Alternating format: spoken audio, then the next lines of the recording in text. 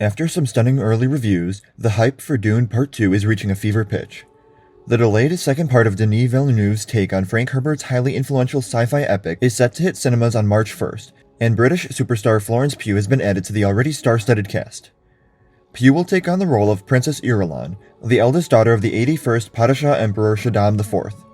Shaddam IV is the ruler that sent the film's protagonist, Paul Atreides, and his family to the desert planet of Arrakis, ostensibly to help with the extraction of melange, or spice, the rare psychedelic substance that gives beings in the Dune universe the ability to engage in safe interstellar travel. However, as we saw in the first film, this was a ploy to kill Paul's father, Duke Leto Atreides, who Shaddam felt was becoming too powerful. Irulan has 4 younger sisters, and like Paul's mother, her mom is a Bene Gesserit.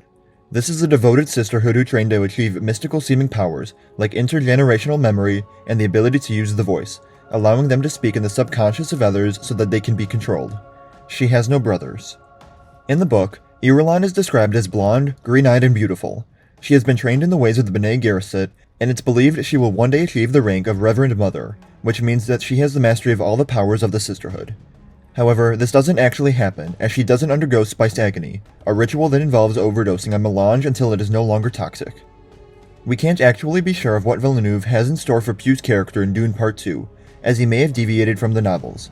However, given how faithful Part 1 was to the first half of the first Dune book, we can make some relatively confident guesses. Dune Part 1 saw Paul and the Freeman tribes gearing up for war to drive away the invading House of Harkonnen from Arrakis. Shaddam, fearing that he is losing control and may not soon be able to harvest spice, heads to the desert planet with Irulan at his side, in an attempt to reimpose some order and get production started again. His forces, while vast, can't compete with the Freemen on their native land. Led by Paul, the desert planet residents destroy Shaddam's elite military unit, putting the Emperor under the young hero's thumb. With his victory, Paul is able to set his own terms. He orders that the Imperial Armada should leave Arrakis, Shaddam should be removed from the throne, and that he will marry Princess Irulan, under the threat of destroying the spice supply chain. Although Shaddam bristles at this, Irulan, no doubt aided by her training, is able to see Paul's power. Paul then defeats another one of Shaddam's minions, and the Emperor gives in. Paul promises his concubine Chani that the marriage is simply political, and that he won't give Irulan physical affection or an heir. This is proven to be true in the next book in the series.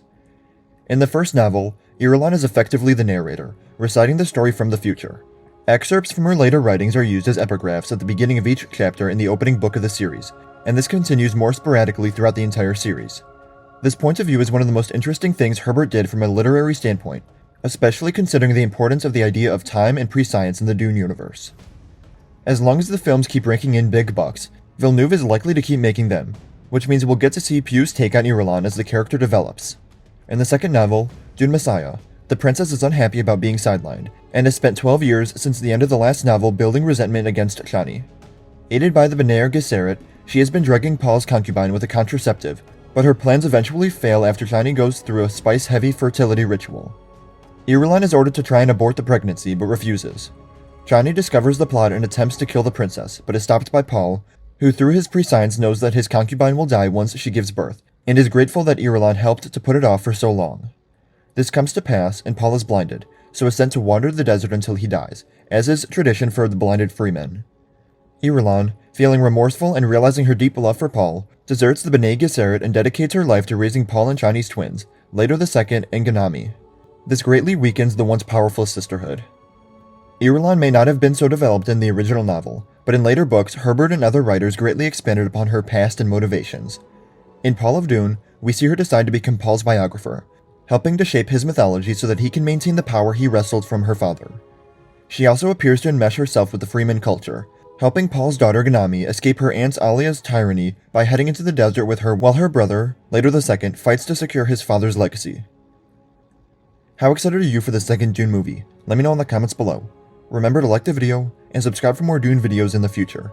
And remember to follow me on Instagram, Twitter, and TikTok. Thank you all for watching, and remember, the Force will be with you. Always.